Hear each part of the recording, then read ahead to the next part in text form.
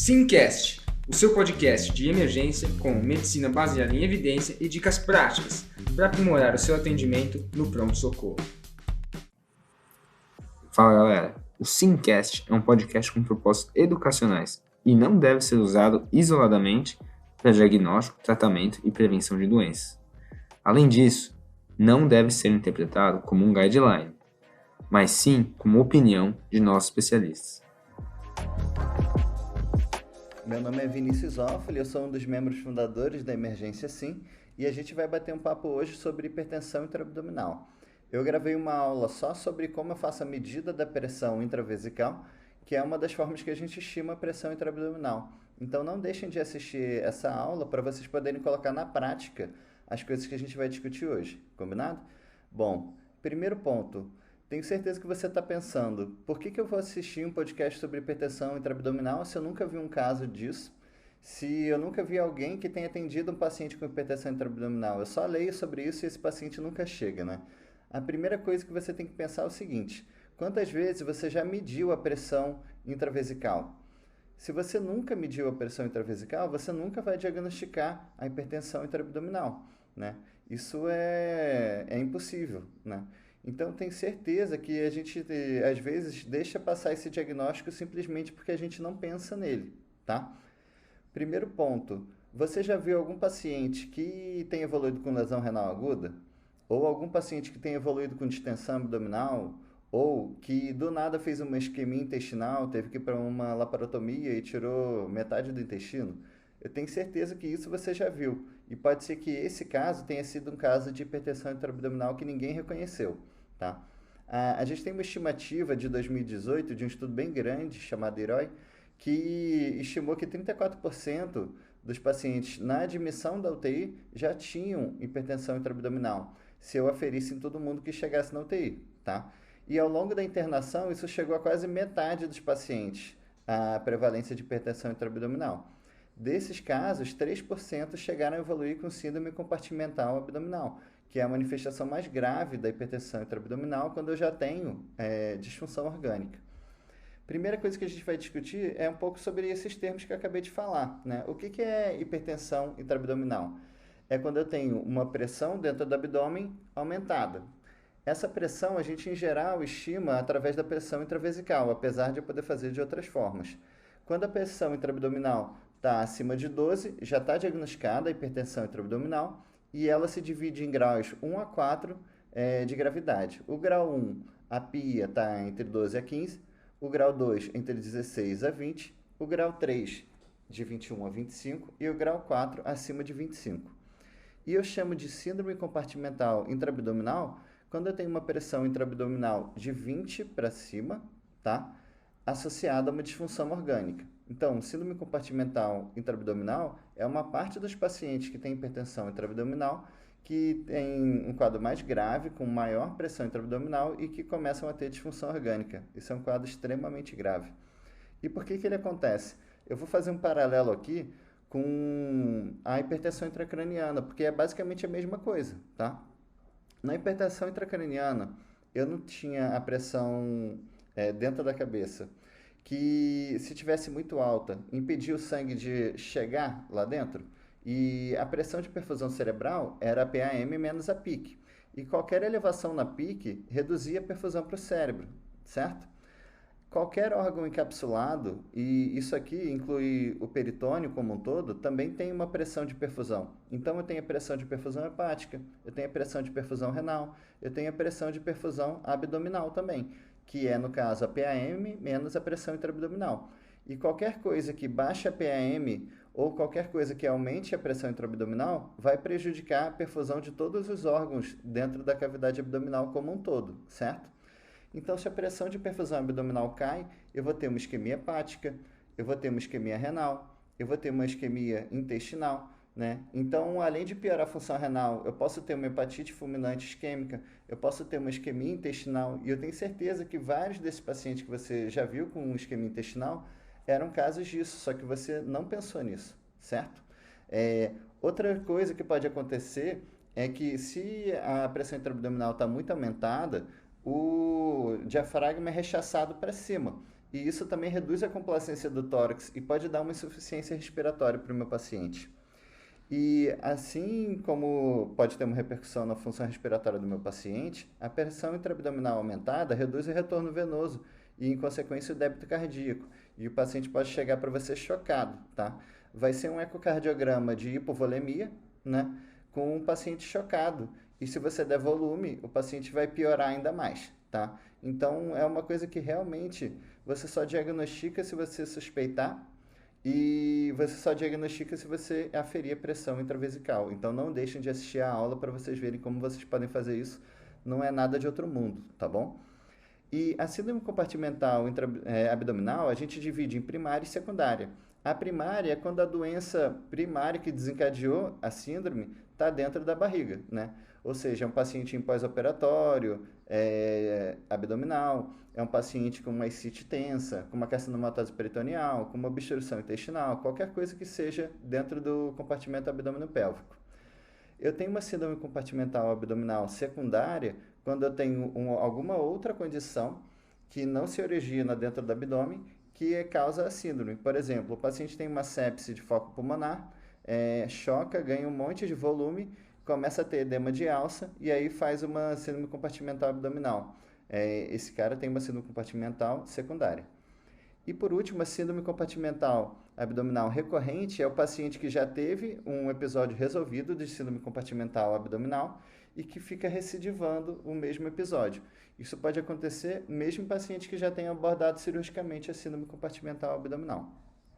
Bom, e se a gente está falando que ela é tão importante, é prevalente e passa batido, quando que eu vou pensar que um paciente pode ter isso?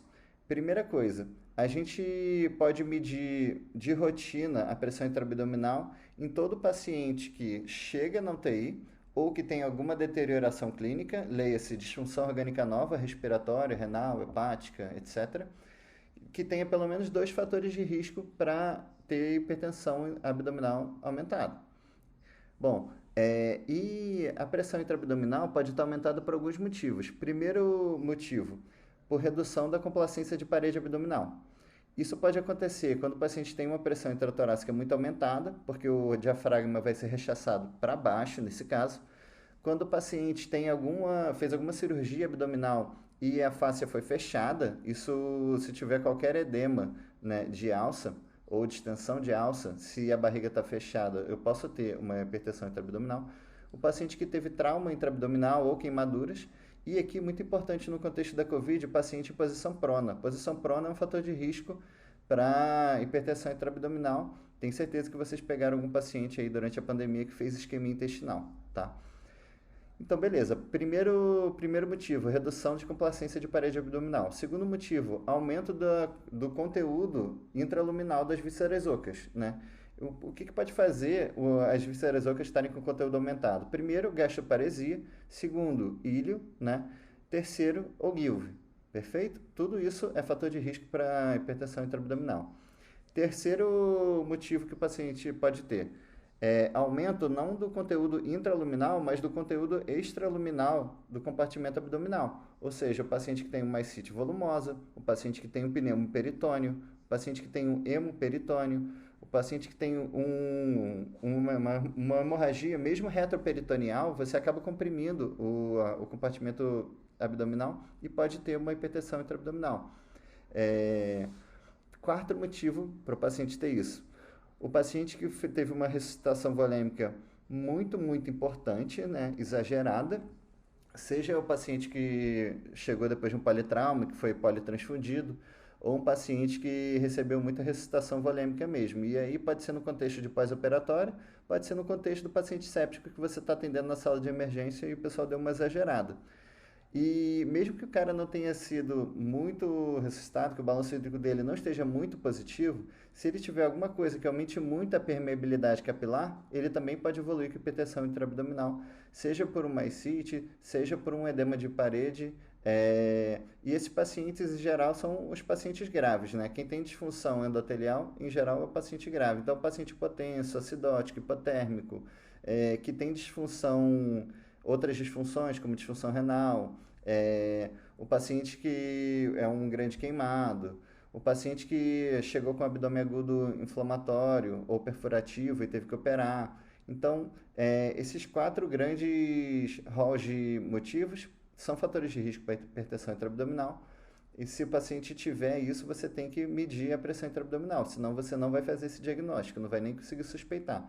Vou lembrar então aqui os grandes motivos. Primeiro, redução de complacência de parede abdominal. Segundo, aumento de conteúdo intraluminal das vísceras ocas. Terceiro, aumento do conteúdo abdominal de líquido, né, fora da alça, ascite, hemorragia.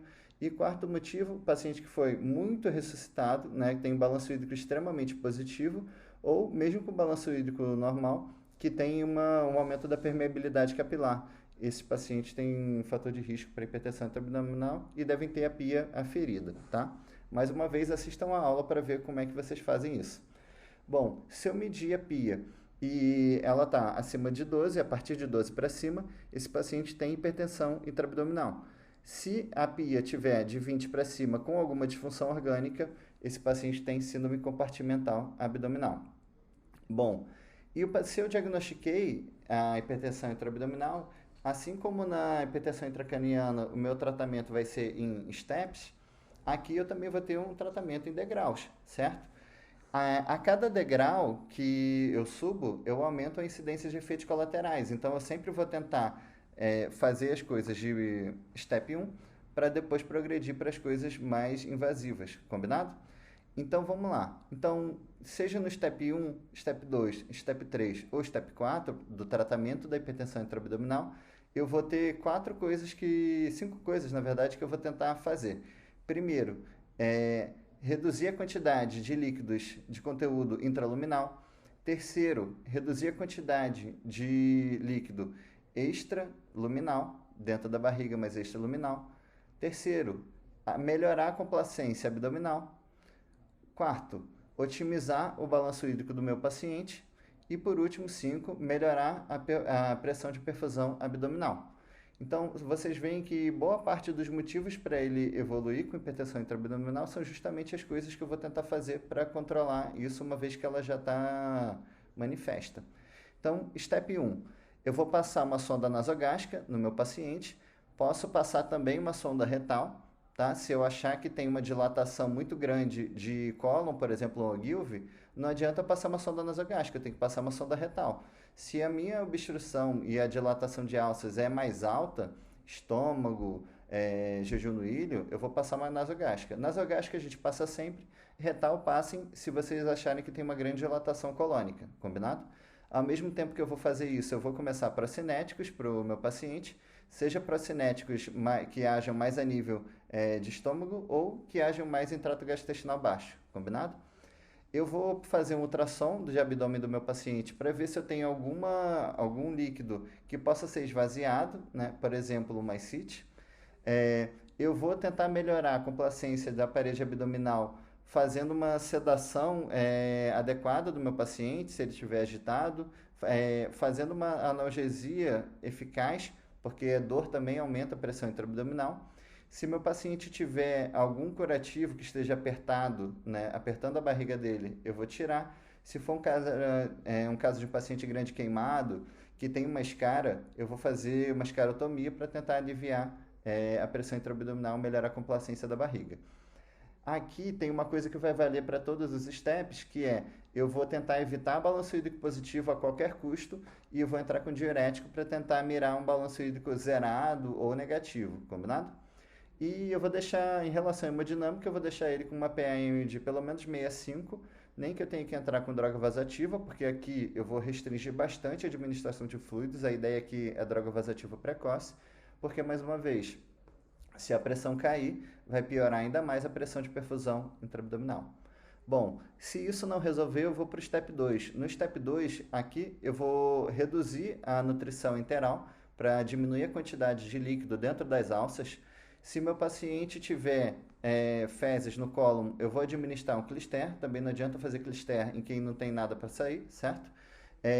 Aqui, se eu fiz um ultrassom e não tem nada para ser evacuado, eu vou pensar em fazer uma tomografia para ver se eu tenho alguma coleção que eu consigo tirar, por exemplo, com uma drenagem percutânea, que às vezes no ultrassom não era acessível. Em relação a melhorar a complacência abdominal, eu vou deixar o paciente em posição de Trendelenburg reversa, tá bom? Mais uma vez, para tentar melhorar a complacência da parede abdominal, aumentar o continente, certo? Bom, aqui eu já estava fazendo balanço hídrico negativo.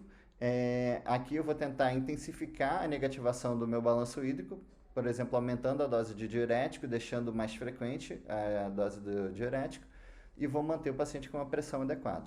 Se isso não resolver, eu vou para o step 3, que aqui as coisas começam a ficar um pouco mais mórbidas, certo?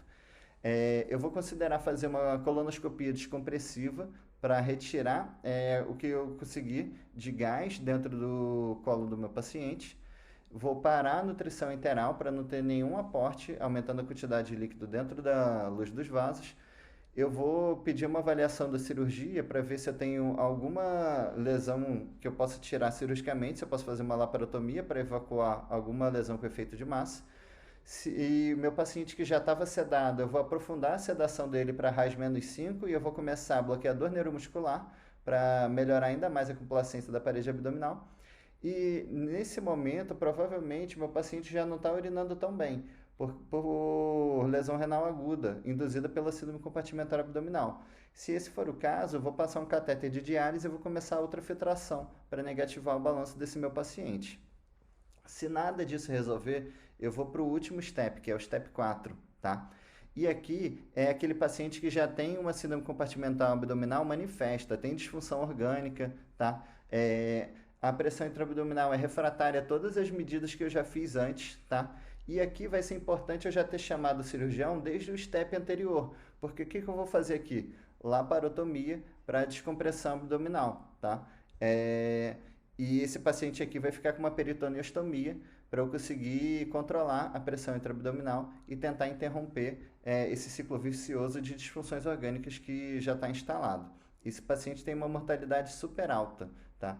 E se eu fizer um diagnóstico tardio e o meu paciente já tiver com síndrome compartimental intraabdominal, muito provavelmente isso vai ser difícil de reverter, mesmo que ele faça a peritoneostomia. Então, aqui fica a dica, tentem já fazer esse diagnóstico desde o momento da admissão. Se o paciente tem fatores de risco para hipertensão intraabdominal, já façam a medida da PIA lá atrás, para vocês não pensarem no diagnóstico e terem que tentar dar a volta por cima nesse momento, porque nesse momento aqui já é muito difícil para o paciente. Combinado? Bom, gente, não deixem de assistir a aula para ver como é que a gente faz a medida da pressão intravesical e muito obrigado pela atenção, gente. Até o próximo episódio.